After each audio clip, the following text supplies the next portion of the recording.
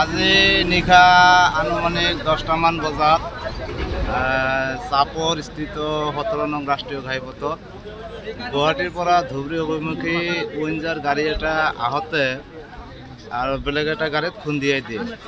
খুন্দিয়াৰ ফলত মানে থিতাতে এজন নিহত হয় আৰু দুজন আহত হয়।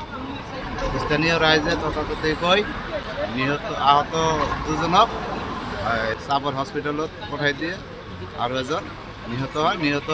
নিহতটোক মানে আৰক্ষী প্ৰশাসনে আহি ইয়াৰ পৰা উদ্ধাৰ কৰি লৈ চাপৰ থানালৈ লৈ যায়। উইঞ্জাৰখনতো পেচেণ্টে আছিল, গুৱাহাটীৰ পৰা আহি আছিল GNRCৰ পৰা ধুবুৰী অভিমুখে গৈ আছিল। নিহত আমাৰ চাপৰৰ মোহাটাৰীৰ বাসিন্দা হয়। নামটো শিৱজ্যোতি সিংহ। খড়গত ফৰিদা গোসাইগাঁও।